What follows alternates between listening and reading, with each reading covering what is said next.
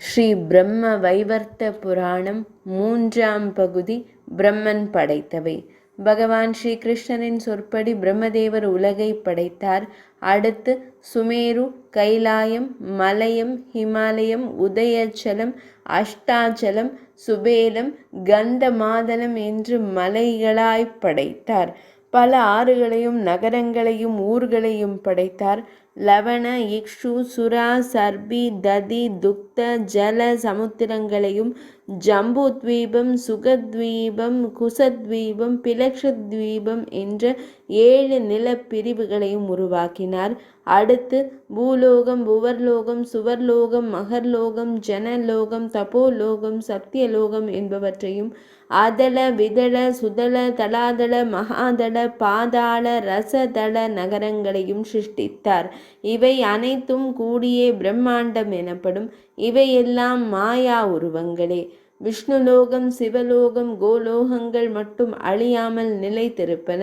பிரம்மதேவரின் மனைவி சாவித்திரிக்கு 4 வேதங்கள் தோன்றின மற்றும் 6 ராகங்கள், 36 ராகினிகள், கால அளவு ஆகியவை படைக்கப்பட்டன.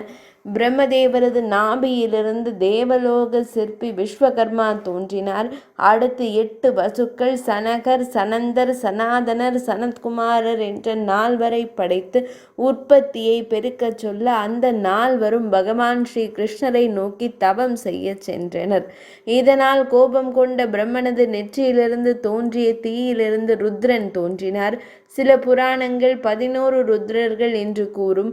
பிரம்மனது வலது செவியிலிருந்து புலஸ்திய முனிவரும், இடது செவியிலிருந்து புலக முனிவரும், வலது புறத்திலிருந்து கிருத்துவும், வலது நாசி துவாரத்திலிருந்து அரணியும், இடது துவாரத்திலிருந்து ஆங்கிரச முனிவரும், வலது பக்கத்திலிருந்து பிருகு முனிவரும், இடது புறத்திலிருந்து தக்ஷ பிரஜாபதியும், நிழலிலிருந்து கர்தம முனிவரும், கர்தம பிரஜாபதி என்று அழைக்கப்படுபவரும், உந்தியிலிருந்து பஞ்ச சிசுவும், மார்பிலிருந்து வதுவும், கழுத்திலிருந்து நாரத மாமுனிவரும், புஜங்களிலிருந்து மரீச்சியும், திரும்ப கழுத்திலிருந்து அபந்தரதமனும், நாவிலிருந்து வசிஷ்டரும், கீழ் உதட்டிலிருந்து பிரச்சேதரும், இடது அக்குளிலிருந்து ஹம்சரும், வலது அக்குளிலிருந்து யதியும் தோன்றினர்.